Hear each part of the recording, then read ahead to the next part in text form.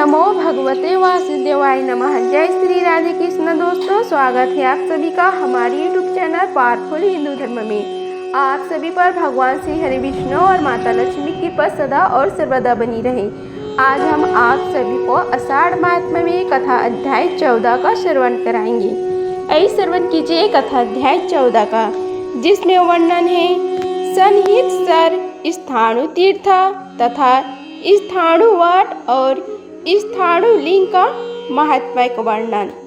सनत कुमार ने कहा कि इसके बाद महादेव ने ऋषियों के सामने ही ब्रह्म आदि देवों से परम श्रेष्ठ तीर्थ के महात्म्य को कहा।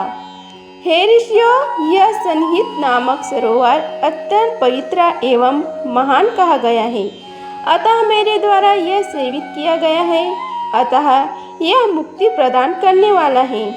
यहाँ ब्राह्मण, क्षत्रिय एवं वैश्य सभी वर्णों के पुरुष लिंग का दर्शन कर ही परम पद का दर्शन करते हैं। समुद्र से लेकर सरोवर तक के तीर्थ प्रतिदिन भगवान सूर्य के आकाश के मध्य में आ जाने पर दोपहर में स्थाणु तीर्थ में आ जाते हैं। जो मनुष्य इस स्त्रोत से भक्तिपूर्वक मेरा स्तवन करेगा, उसके लिए मैं सदा सुलभ होऊंगा, इसमें कोई संदेह नहीं है।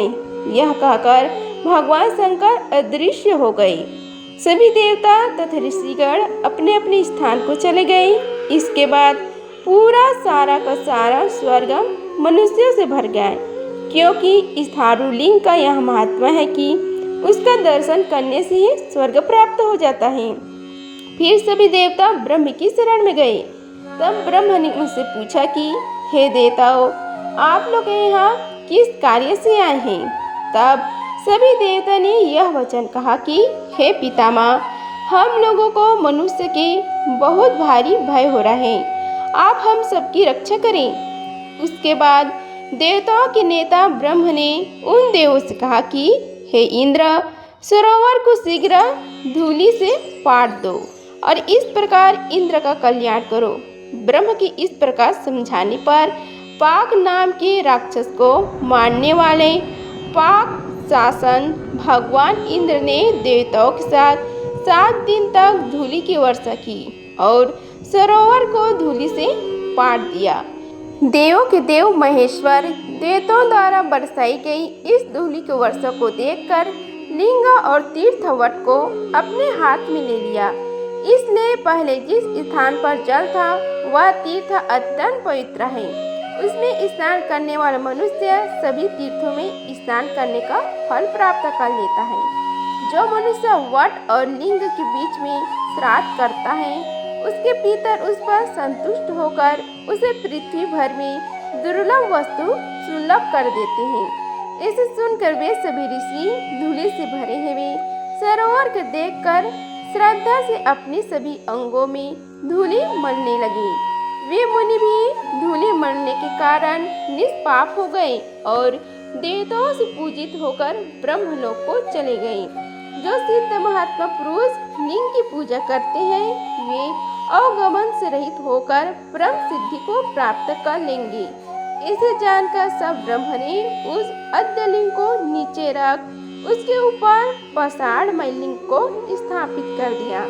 कुछ समय बीत जाने पर उसके अद्य लिंग के तेज से वह पाषाण मूर्ति लिंग भी रज्जित हो गया।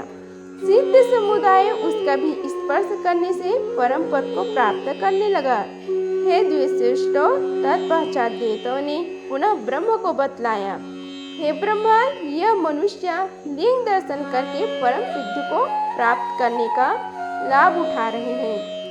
देवताओं से यह सुनकर भगवान ब्रह्म ने देवताओं के मंगल की इच्छा से एक के ऊपर एक इस प्रकार 7 लिंगों को स्थापित कर दिया। उसके बाद मुक्ति का अभिलाषी सम दम आदि में लगे रहने वाले सिद्धगण यत्नपूर्वक धूलि का सेवन कर परम पद को प्राप्त करने लगे। वस्तुतः कुरुक्षेत्र में वायु के चलने से उड़ी हुई धूल भी बड़े बड़े पापियों को मुक्ति दे देती है। किसी स्त्री या पुरुष ने चाहे जाने में या अनजाने में पाप किया हो तो उसके सारे पाप स्थाणु तीर्थ के प्रभाव से नष्ट हो जाते हैं। लिंग का दर्शन करने से ही और वट का स्पर्श करने से मुक्ति प्राप्त होता है और उसके निकट जल में स्नान करने से मनुष्य मन चाहे फल को प्राप्त करता है।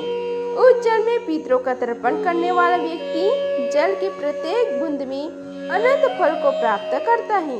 लिंग से पश्चिम दिशा में काले तिलों से श्रद्धा पूर्वक तर्पण करने वाला व्यक्ति 3 युगों तक पितरों का तृप्त करता है। जब तक मनवंतर है और जब तक लिंग की संस्कृति स्थिति है तब तक पितृगण संतुष्ट होकर उत्तम जल का पान करते हैं। सतयुग में शनि हत्या सर, त्रेता में वायु नाम का हृदय, कली एवं द्वापर में रुद्र हृदय नाम के रूप कूप सेवने माने गए हैं। चैत्र की कृष्ण पक्ष की चतुर्दशी के दिन रुद्र हृदय नामक तीर्थ में स्नान करने वाला उत्तम पुरुष परम पद को मुक्ति को प्राप्त करता है।